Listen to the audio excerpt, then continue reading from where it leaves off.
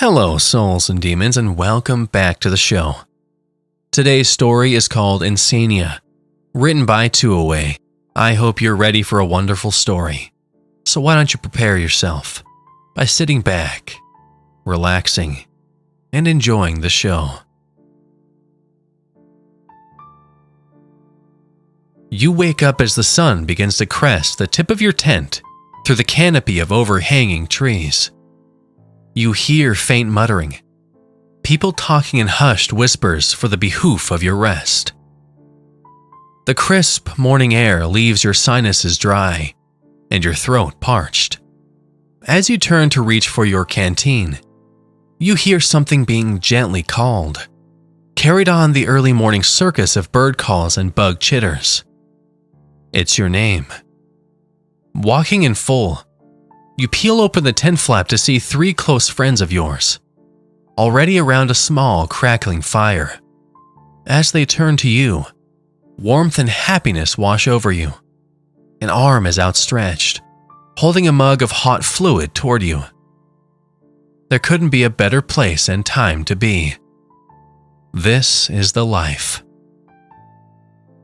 Shortly after a hearty and cozy breakfast, you and your friends sit around the small coals of the fire and chat briefly while you digest. After a few minutes of chit-chat, you grab the small book just inside your tent and relax in the hammock. Swaying gently in the warm summer air, you succumb to the gentle sounds of the tree leaves above you, tickled in the breeze.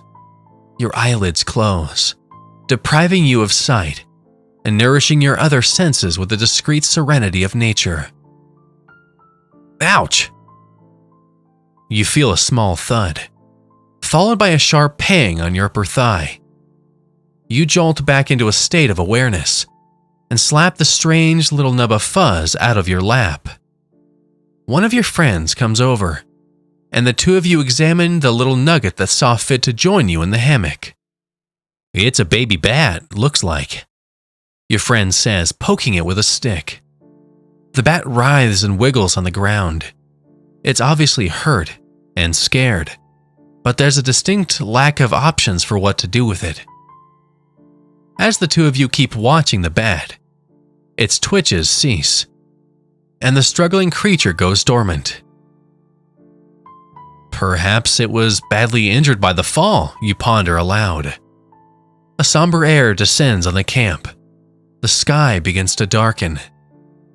After informing the rest of your friends, the consensus to bury the now dead bat is reached. As you return to the camp from burying the small, delicate remains, the sky begins to open. Pouring rain blankets the clearing, berating the overhanging trees that attempt to shelter your tent.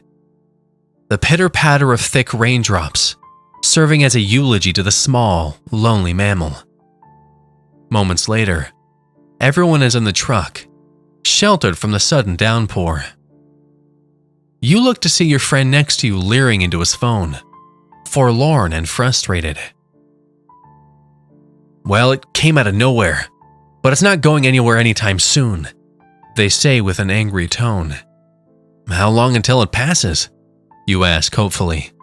Unfortunately, it looks like it may rain all day and all of tomorrow. After weighing the pros and cons briefly, the four of you decide to load all of your soaking wet gear into the back of the truck and head home to the city. The plan was to head back the next morning anyways. Back in the city, it's been a little over a month since the camping trip. You reflect fondly on the fun and relaxation, but can't help but return to the thoughts of the poor bat. It's almost as if it was a harbinger to the end of the trip. Perhaps your overactive imagination is simply getting the better of you. As you make your way home from work to start your weekend, your commute is plagued by intermittent headaches.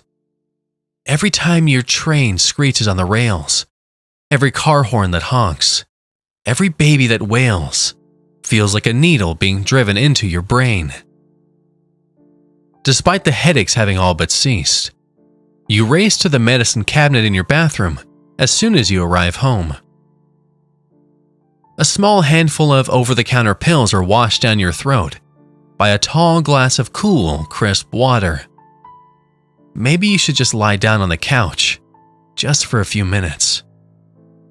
You shiver into consciousness. How long were you out?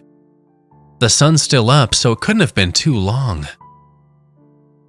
You feel a chill. It's strangely cold in your apartment. You consider turning the air conditioning off. As you rise from your couch, you take the small blanket with you, covering your shuddering form. You feel that it's soaking wet, along with most of your clothes. Maybe that's what's making you feel so cold. You reach your AC unit, beside the bathroom. No lights, no sound. Why did you think it was on? Entering the bathroom, you grudgingly unsheath your body from the wet blanket and soaked clothing. Desperately, you turn on the taps of your shower, carefully balancing the hot and cold. One turn hot, half turn cold. But as you enter, what should be a warm comfort feels like icy daggers, digging and tearing at your flesh. You desperately crank the hot tap, until you feel a moment's relief from the chill in your bones. The immense steam blocks out all sight. A strange fear begins to take root as you feel the heat slowly taper off. The water is getting colder. You turn the taps off and open the curtain.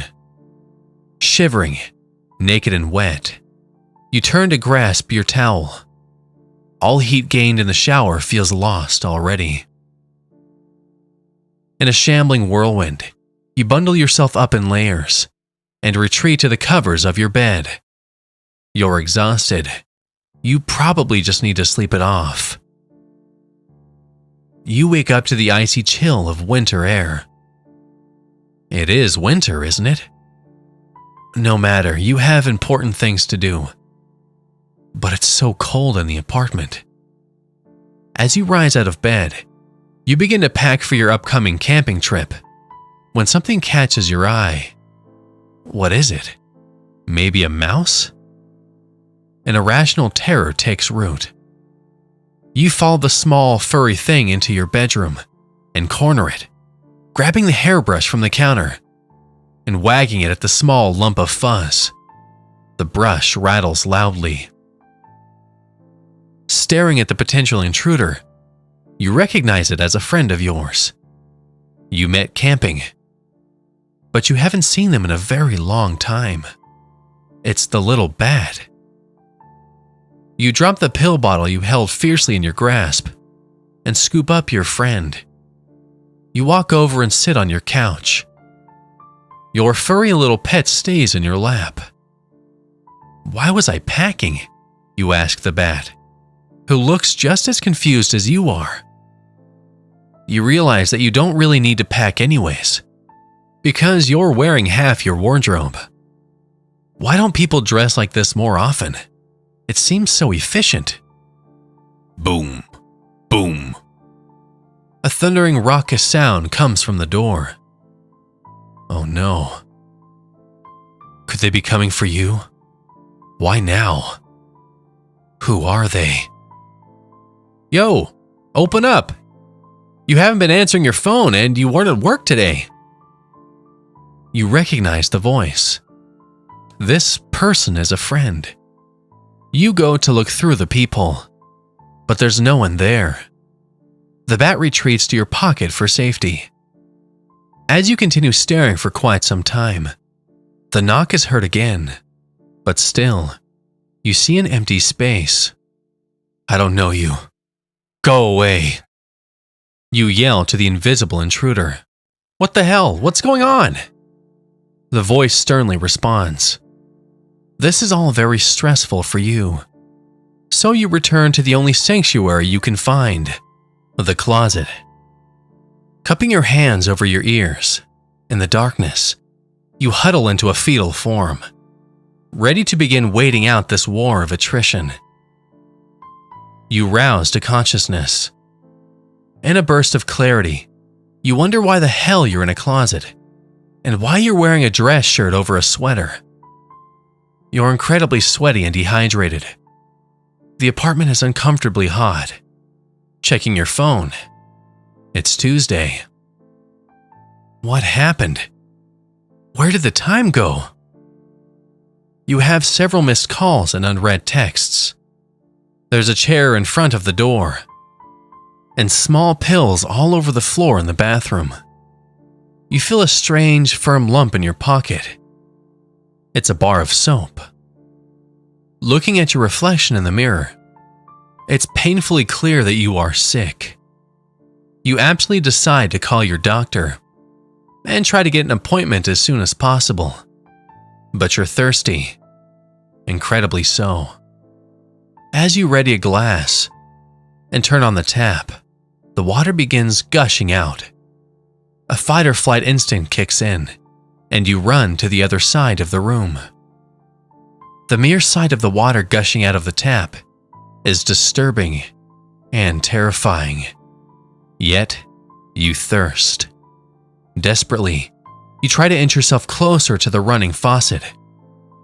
You try to rationalize that it's just water, that it's harmless. Some part of you knows it deep down, which is what pushes you forward. But the simple thought of drinking reviles your rational mind. Panic begins to set in again, and you feel strange fears coming back. Only this time, you're angry too. Once more, you gain some semblance of clarity. How long has life been like this? It feels as though you've been trapped in your apartment for eons. Someone out there is testing you. They want to hurt you. Rising from the bathtub, you realize you're bleeding and naked. Your apartment is a complete disaster. Scenes of struggles and violence flash in your mind, urging you to recede back into that mindless and savage state. Every mirror, every screen, any surface with the potential to show reflection is either shattered or covered. It dawns on you. That's how they watch you. You feel the terror building again. Something bad is about to happen. Suddenly, the door bursts open. Hulkish, brutish creatures storm your home, coming for you. As you thrash and fight to resist, you manage to bite one on the arm before you're ultimately restrained. You feel a sharp prick as you hear their exacerbated, unrecognizable communications. Your vision begins to cloud, and your strength fades. Your desperate attempts to fight are all but hindered. The world fades to black.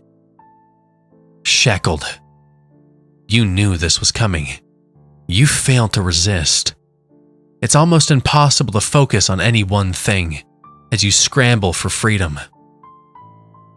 There are things all around. The same ones responsible for restraining you, for putting you here. White coats and blue masks. You know you hate these things, these people, but it's getting harder and harder to remember why. Nothing really seems to come in focus. It's hard to do anything but struggle against your restraints. Momentarily, the mental fog slightly lifts. Where are you? Some kind of a facility, maybe a hospital. You're exhausted, dehydrated, hungry. Above all else, you're terrified. Even with the shreds of coherence you manage to grasp, you can't understand why you're so scared. Everything is against you. Death would be a welcome embrace from this existential torment. Every second is a lifetime of agony. You realize you're no longer struggling. Oh, you're trying, but your limbs don't respond. You're a prisoner now, in the husk of what was your only remaining ally, your body. As your will struggles against the powerful serenity of your body, your eyes dart around the blindingly sterile environment. There are people around you. Some come, some go. You can't be certain. But you think you know many of them. They all leer at you. It's menacing. Some part of your mind wants to believe you don't fear them, that they care for you, but you know it's false. These are the people who hurt you, who have been torturing you. You finally recognize them as the ones out to get you. You feel drool running down your cheek. You can't bring yourself to swallow properly. You've lost control of your throat too now. The dripping feels thick and paste-like, rivaling the crocodile tears shed by many of your captors. As the spectators to your misery have yet another changing of the guard, you notice your breathing has become labored. Your every breath, a desperate gasp. The paralysis slowly works its way through the last bastion of activity your body was able to hold. You'd lash out and fight if your body were capable of movement. You begin to choke on nothing, your dry throat condemned to seize from the moment you laid in that hammock so long ago.